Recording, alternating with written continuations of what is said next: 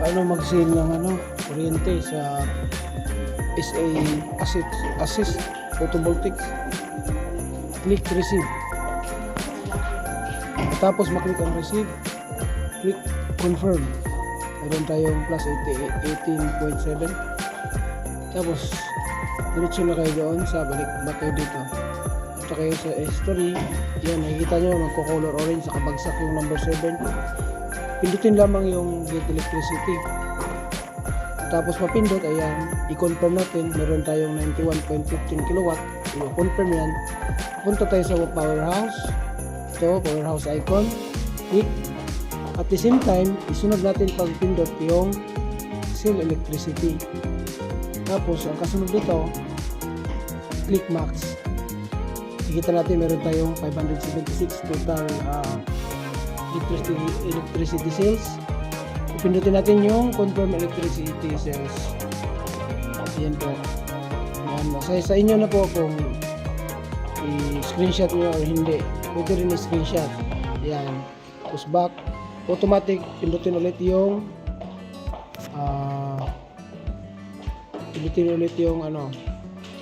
ito. Powerhouse. Ayan. Nakita na ganyan yung kanina. Pumasok na yun dito. Ayan o. March 7. Pumasok na 576. So, saan pa naman makita ito? Pupunta sa may account kung pumasok na siya. Ayan, pumasok na siya. Sa mga mag-withdraw naman, expected. Halimbawa, mag-withdraw kayo ngayon. Bukas na po yan papasok ng alas 12 ng hapon. Mga alas 12 or alauna o alas 2. Papasok yan pag nag-withdraw kayo ngayon. Meron tayong 10% na tax sa withdrawal. Tungkol naman dito sa photovoltaic assist. Itong photovoltaic assist, no? Paano tayo kikita nito? Kung meron tayong ma-invite ng mga newcomers, patuloy siya na madaragdagan. Dito, get electricity, meron siyang 1.1. Tumbas ng kilowatt, 500 mo. Tapos makikita natin na mayroong 2 days na lang ako. Pag example, mayroon akong na-invite na newcomers, which is magiging A-level ko. Madagdagan ng days remaining nito, magiging 3 days yan. Mayroong 5, di magiging yan? 7 yan. Ganyan, magiging 8. Ganyan.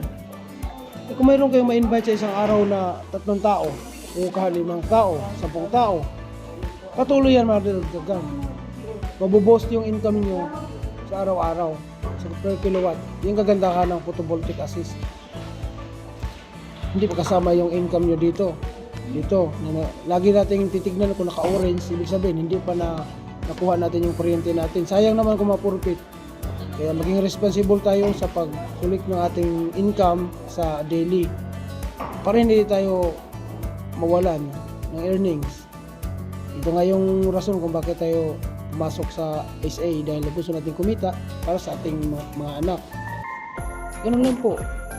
Mag-recharge, kung wala kayo nito, maaari kayong mag-rental ng photovoltaic assist. Pwede kayong kumuha nito. Titignan nyo lang yung check more sa mga nais nyo na magrenta. Hindi kayo sa budget, merong 888. Titignan nyo, i-check more nyo. Tignan nyo kung magkano, ilang araw. Hanggang sa maiipon yan, kahit may 3 lang kayong generator, ayos na yun. Kahit may 200 ka lang daily earnings araw-araw, tapos mag-invite ka, ayos na yun. Laking tulong na yun. Kasi ako nung nag-umpisa ako, talaga, hindi sa talagang 9 pesos lang kinikita ko. Yan, makikita natin yan dito, oh. Yan, oh, February 2. Sabayan nyo lang ng invite, wala namang mawawala. Dahil ikukwento nyo lang naman yung naranasan mo sa company sa SA Technology mula nung sumali kayo. Anong pagbabago? Talaga nakakatulong, kumikita talaga. Kayaan nyo na yung mga taong nag-iisip ng negatibo kung ano yung sinasabi nila. Meron pa tayong team income. Kailan ko na natanggap yung team income na yan? 3 beses na. Sa 15, meron tanggap ito ng team income. Meron akong sa 15. Ayan po. Kung napapansin nyo, February 12. February 15. Merong 117. Hindi yan kasama sa daily.